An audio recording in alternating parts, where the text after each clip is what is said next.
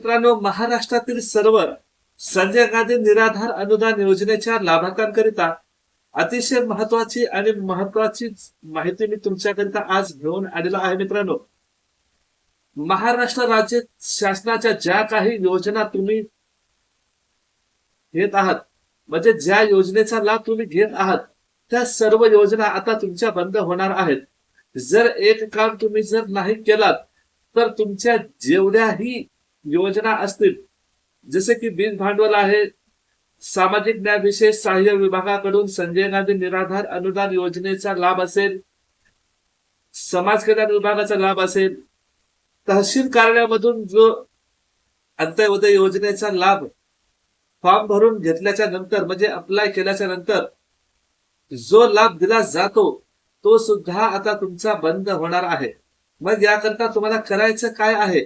आपल्या पंचायत समिती असेल, ग्रामपंचायत असेल, अशा ठिकाणी जाऊन तुमच्या मतदार यादीमध्ये नाव आहे किंवा नाही याची पडताळणी करून घेणे अनिवार्य आहे, म्हणजे गरजेचेच आहे.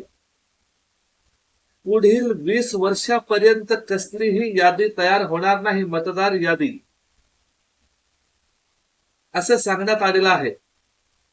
जर मतदार यादीमध्ये तुमचं नाव नसेल तर कोणताही लाभ तुम्हाला दिला जाणार नाही आणि तुम्हाला हक्क सुद्धा राहणार नाही.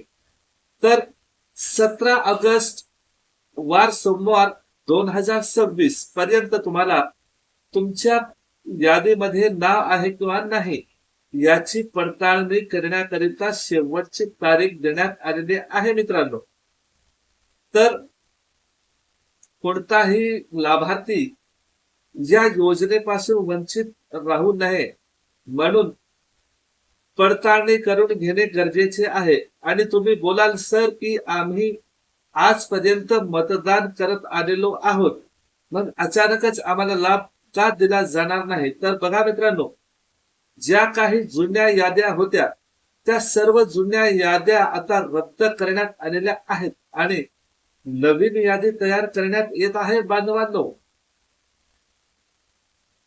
तर हे काम करून घेणं गरजेचं आहे. बरेचसे लाभार्थी म्हणतात की पुरावा काय आहे? तर बघा मित्रांनो, आता पुरावा तुम्हाला मी देत आहे, तर हा पुरावा बघून घ्या. महाराष्ट्र राज्य शासनाचे म्हणजे सरकारचे महसूल मंत्री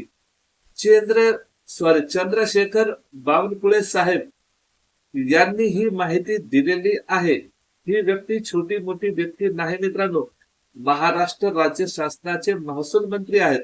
तर हा पुरावा बघा आणि विचार करा आणि काम लवकरात लवकर आटपा, म्हणजे 17 ऑगस्ट 2026 पर्यंत तुम्हाला वेळ आहे.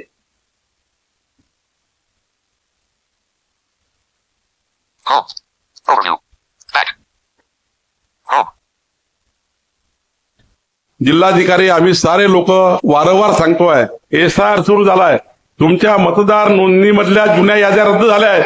जुनी यादी रद्द झाली आहे. आता नवीन यादी तयार करण्यासाठी काम चालू आहे. ही यादी तयार झाल्यानंतर पुढचे 20 वर्ष नवीन यादी तयार होणार नाही. या यादीमध्ये तुमचं नाव आलं नाही, तुम्ही हा विचार कराल, मागच्या यादीत माझं नाव होतं, या यादीत तसं नाही आहे.